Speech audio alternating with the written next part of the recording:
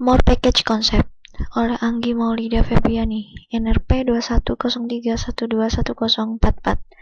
Dosen pembimbing Rengga Asmara, Eskom OCA. Tujuan pertama, membuat package yang menggunakan fitur overloading. Kemudian tujuan yang kedua adalah untuk mendeskripsikan error dengan mutually referential subprogram. Dan yang ketiga adalah untuk menginisialisasi variabel dengan sebuah one time only procedure.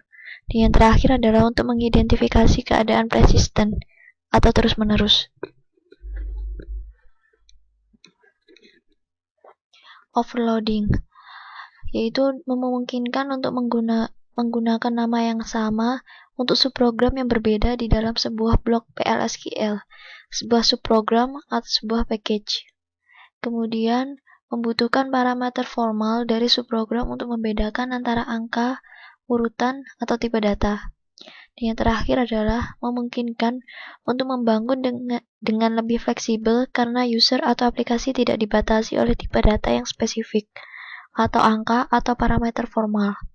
Catatannya adalah hanya subprogram lokal atau terpackage yang bisa di-overload. Subprogram yang berdiri sendiri tidak dapat di-overload.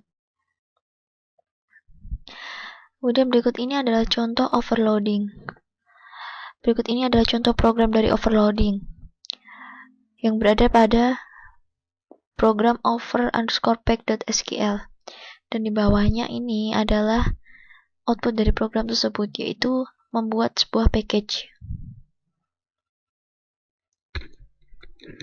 Kemudian ini adalah contoh lain dari overloading, yaitu over_pack_body.sql. Berikut ini adalah programnya. Kemudian contoh lain dari overloading. Kebanyakan fungsi bawaan ada overloaded. Contohnya adalah seperti yang kita lihat di fungsi to_char pada package standar, seperti di bawah ini. Kemudian jika sebuah subprogram bawaan dideklarasikan kembali dalam sebuah program PL/SQL, deklarasi lokal akan mengoverride deklarasi global. Berikut ini adalah contoh bagaimana cara menggunakan forward declaration. Dan berikut ini juga adalah bagaimana cara membuat sebuah prosedur hanya dalam satu kali. Batasan pada penggunaan package function dalam SQL. Sebuah function dipanggil dari pertama, sebuah query atau statement DML tidak dapat mengakhiri transaksi yang sedang berlangsung, seperti create atau rollback ke sebuah save point, atau alter terhadap sistem atau session. Yang kedua, sebuah statement query atau sebuah statement DML yang diparalel tidak dapat menjalankan sebuah statement DML atau memodifikasi database. Dan yang terakhir adalah sebuah statement DML tidak dapat membaca atau memodifikasi tabel yang sedang dimodifikasi oleh statement DML. Catatannya adalah pemanggilan subprogram yang melanggar batasan di atas tidak diperbolehkan.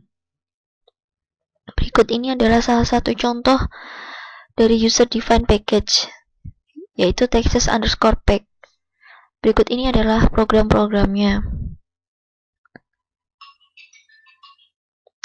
Kemudian, melibatkan user-defined package function dari statement SQL.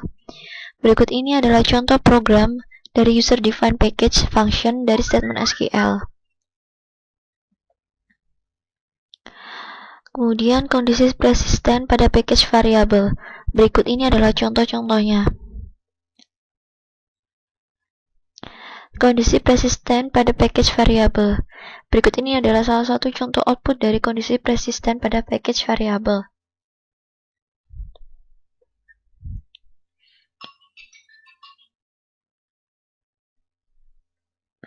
Kemudian mengontrol kondisi persisten pada package kursor.